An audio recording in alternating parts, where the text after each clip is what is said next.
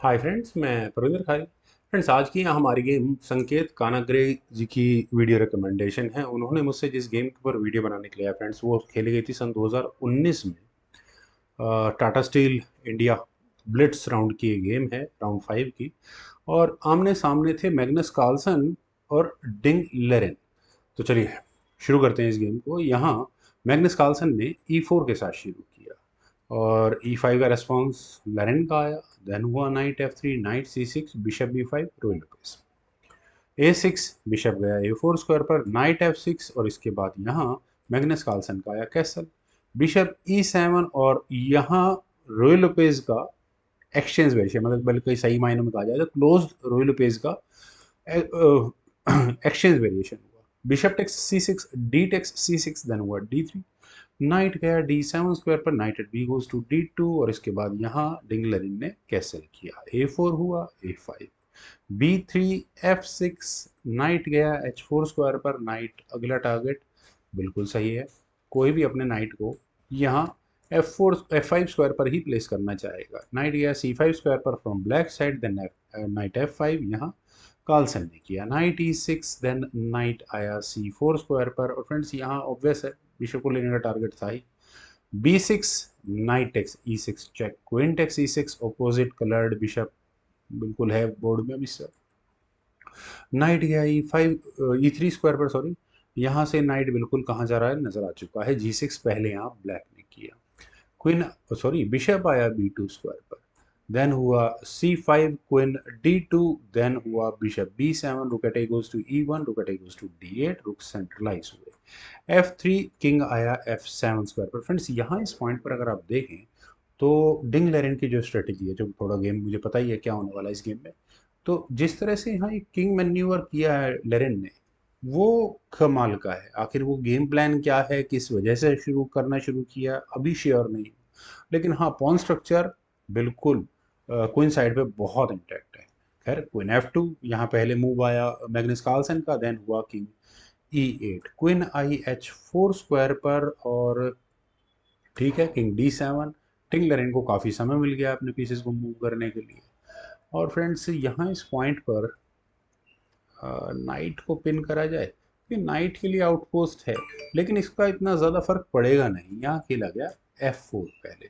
Friends, ये Magnus Carlsen का move काफ़ी इंटरेस्टिंग है। सॉरी फ्रेंड्स, यहाँ F4 जब किया गया मैग्नस कार्लसन के द्वारा, ये मूव बहुत मुझे खतरनाक लगा। देखिए, पॉन डिफ्लेक्ट करवाने की तैयारी है, बिशप कहाँ टारगेट लगाए बैठा है ये भी क्लियर है, रुक भी इसी अटैक में शामिल हो सकता है, ये बात भी क्लियर है। नाइट टेक्स F4, ये बात क्लियर नहीं है कि नाइट F4 क्यों आया। फ्रेंड्स, यहाँ कोई भी होगा इस नाइट को हटाने की कोशिश करेगा और फर्दर गेम को आगे बढ़ाने की कोशिश करेगा। लेकिन कार्लसन ने यहाँ किया rook takes F4, exchange sacrifice दिया है। क्या कैलकुलेशंस है, क्यों दिया गया है फ्रेंड्स, मैं डेफिनेटली मानता हूँ कि ये मूव कहीं ना कहीं दिमाग में रहा होगा मैग्नस कार्लसन के।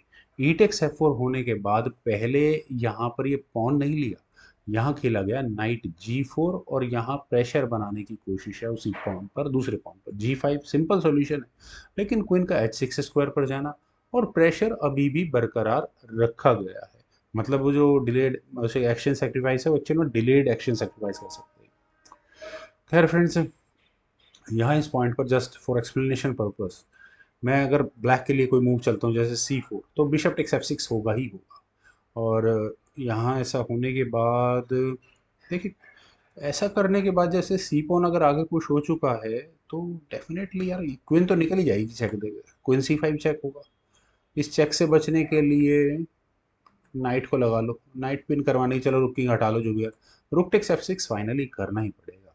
क्वीन टेक्स F6, ठीक है, ये यहाँ बहुत अच्छा स्ट्रेटेजी थी मेरे ख्याल से मैग्नस कार्लसन की।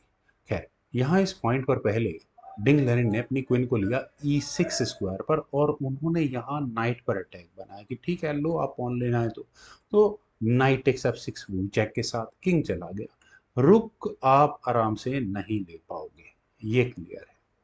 तो अब क्या करें? मेरे ख्याल से फॉर वाइट रुक F1 वॉज बेटर ऑप्शन, शायद ठीक था। लेकिन यहाँ क्वीन टेक्स G5 किया गया, थोड़ा ओवर एम्बिशियस है। ऐसा मैं क्यों कह रहा हूँ, देखिए रुक कहाँ आ सकता है आने वाले समय में, वो एकदम क्लियर है। आप कहेंगे यार नाइट लगा हुआ है वहाँ पर, बिल्कुल लगा हुआ है, इसमें कोई दो राय नहीं। यहाँ पहले डिंग लेरेन ने अपने एफ पॉन को आगे पुश किया।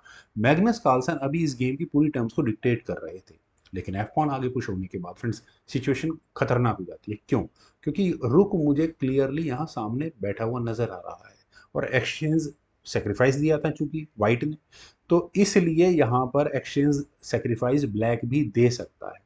तो डेफिनेटली यहाँ मैग्नस कार्लसन अगर जी फाइल से अपने क्वीन को हटा लेते थोड़ी देर के लिए, स्पेशली H6 या H4 स्क्वायर ज़्यादा बेटर रहता, अगर हटा लिया होता तो ज़्यादा सही था। लेकिन यहाँ खेला गया रुक F1, और रुक के F1 स्क्वायर पर आने के बाद फ्रेंड्स प्रॉब्लम शुरू हो चुकी है यहाँ पर मैग्नस कार्लसन की।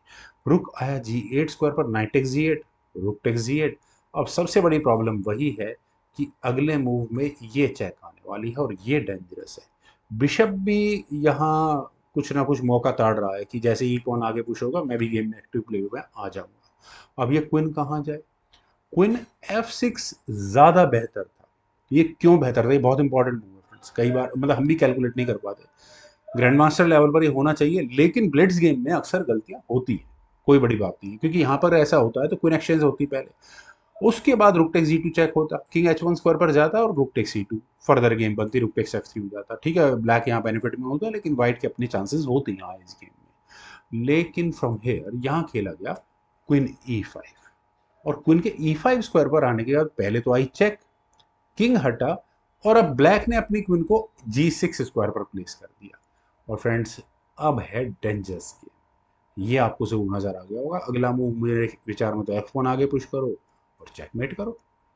अरे नहीं, F1 भी क्यों आगे पुश करो, सीधा सीधा ये चेक दो यहाँ से। सर क्वीन है इसकी डिफेंस के लिए, ये भी मैं भूल गया था। ठीक है, H4 लीजिए, H1 भी आगे पुश हो गया, बिशप C6। देन फ्रेंड्स अब क्या करें, फोर्सिंग क्वीन एक्सचेंज, लेकिन उसमें बिशप लटक जाएगा, उससे वो मिलेगा नहीं।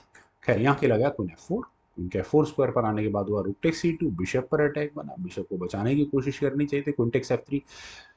क्वीन टेक्स F3 से वैसे ही गेम खराब हो जाती है मैग्नस कार्लसन की, यहाँ बिशप जाता है, रुक टेक्स B2 होगा। यहाँ पर खेला गया रुक G1, क्वीन पर अटैक बना, कोई जरूरत ही नहीं है, वापस आ गई, यही रुक वापस आ गया पॉन लेकर।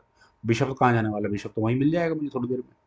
उल्टा यहाँ रुख पर अटैक है, और अगले मूव में चेकमेट की थ्रेट है, आप एक्सचेंज कर नहीं सकते। तो मैग्नस कार्लसन ने कहा वैसे क्वीन E3 कर लेता हूँ, अपने रुक पर डिफेंस कर लेता हूँ। ज़्यादा बेहतर था कि अगर ये क्वीन एफ और सॉरी रुक F1 स्क्वायर पर आया था, क्योंकि यहाँ फाइनल मूव डिंग लेरेन ने चला था क्वीन G3 का, और क्वीन के G3 स्क्वायर पर आने के बाद मुझे अब एक्सप्लेन करने की जरूरत ही नहीं है। अगले मूव में इस चेकमेट को आप किस तरह से बचाओगे, आइदर बाय रुक और बाय क्वीन, जिससे अच्छा हो। बिशप भी ले जाओ कोई दिक्कत नहीं है, रुक से चेकमेट हो जाएगी। क्वीन F2 कर लो तो भी कोई दिक्कत नहीं, क्वीन H3 चेक और मूवमेट होगी। फ्रेंड्स बहुत अच्छी गेम हमें यहाँ संकेत जी ने बताई फ्रॉम हेयर।